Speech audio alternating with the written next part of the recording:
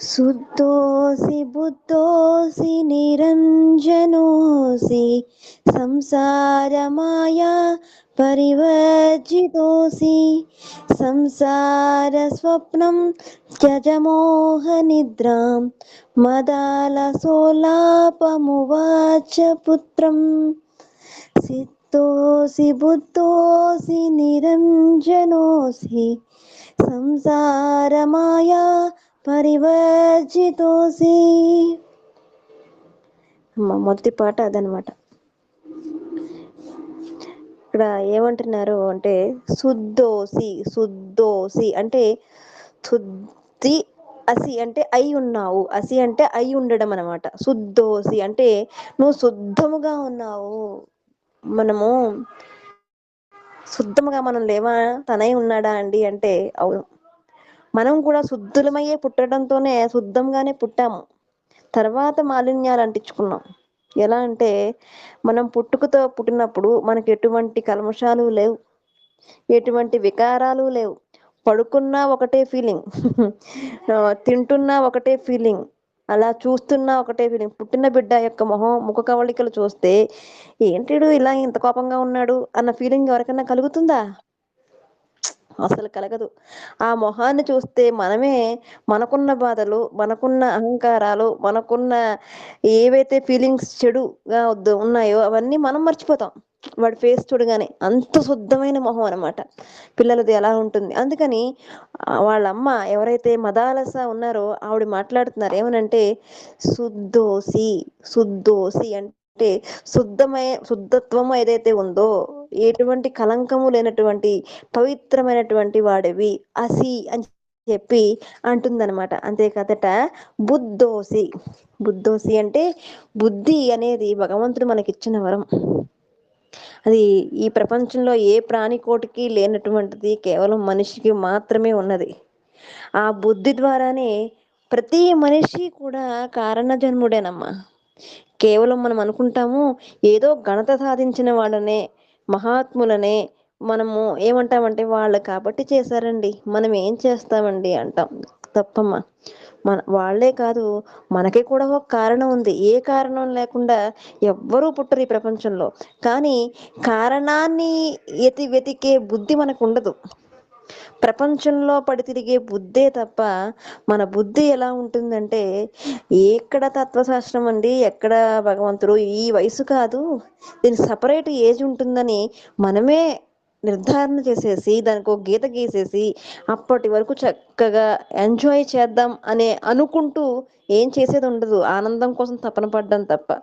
కానీ మనం ఎందుకు పుట్టామో ఆలోచించి ఆ కారణాన్ని ఎతుక్కుని భగవంతుడి కోసం తారసపడ్డమే ఆ బుద్ధి మనకిచ్చాడు ఈశ్వరుడు. అది ఈ ప్రపంచంలో సకల జీవరాశులకి ఉండదు.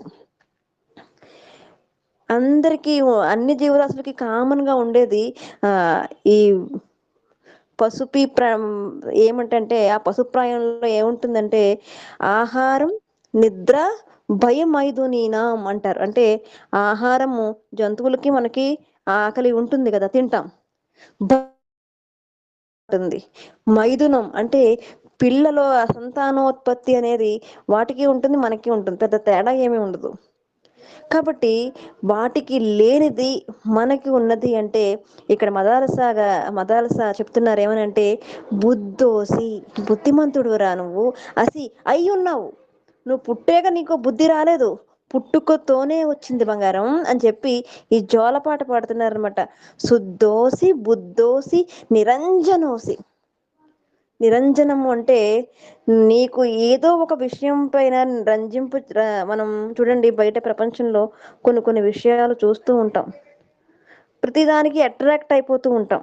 కానీ నువ్వు అలా ఏదో ఒక విషయాన్ని బట్టి అయిపోయేవాడివి కాదు నువ్వు అని చెప్తున్నారనమాట. ఎటువంటి వాడివి అంటే ఈ ప్రకృత ప్రపంచంలోకి పరిశుద్ధుడివై, స్వరూపుడివై వచ్చావు. నేను అని ఎందుకు ఏడుస్తున్నావు అని పాడుతుందన్నమాట. అంటే పిల్లవాడు ఏడుస్తున్నాడు, జోలపాట పాడి పడుకోబెడుతుందమ్మ. అందుకని ఎందుకు ఏడుస్తున్నావు నాన్న, నువ్వు పరిశుద్ధుడివి, బుద్ధి కలిగిన వాడివి. అందుకని ఈ వికృత ప్రపంచంలోకి వచ్చి ప్రాకృత ప్రపంచము అంటే చెయ్యబడిన ప్రపంచం. ఎవరు చేశారు? ఆ పరమాత్మ చేత ప్రకృష్టంగా, ప్రధానంగా, ప్రప్రథమంగా చేయబడింది ప్రపంచం. అందులోకి వచ్చావు.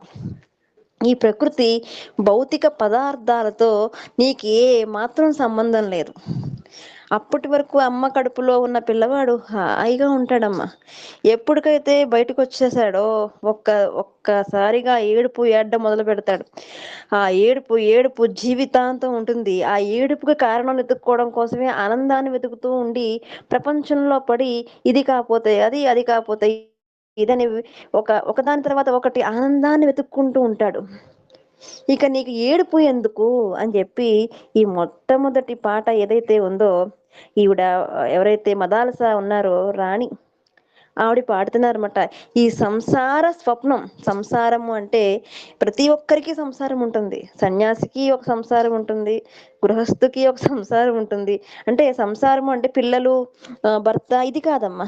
మన చుట్టూ ఒక కుటుంబాన్ని మనం ఏర్పాటు చేసుకుని ఇదే సారము. సంసారము అంటే ఇదే సారం, ఇంకొకటి ఏమీ లేదని ప్రగాఢంగా నమ్మడం అన్నమాట. ఈ సంసార స్వప్నం అంట.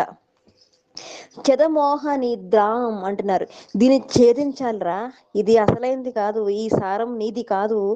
మోహ నిద్రాం, ఈ మోహ నిద్రని పోగొట్టుకో. ప్రతి ఒక్కరూ నిద్రలో ఉంటారు, కానీ ఎటువంటి నిద్రలను నువ్వు అలవాటు చేసుకోవాలంటే జాగృత నిద్రను అలవాటు చేసుకోవాలి. మోహ నిద్ర నీకొద్దు.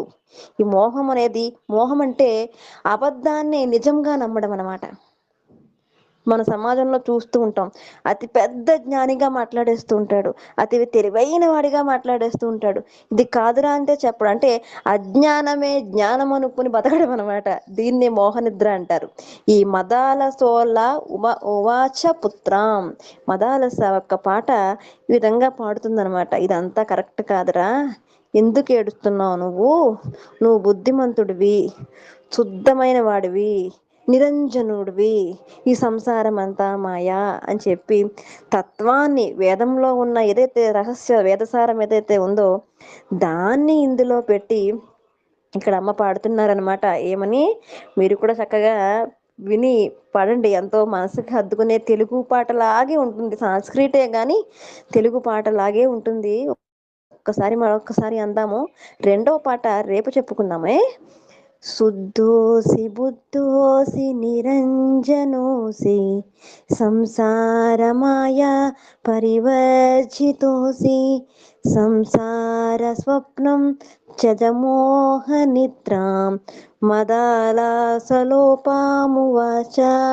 పుత్రం. అది సర్వం శ్రీకృష్ణ పరమాత్మ పాదాల వింద అర్పణమస్తు. శుభరాత్రి అందరికీ కూడా.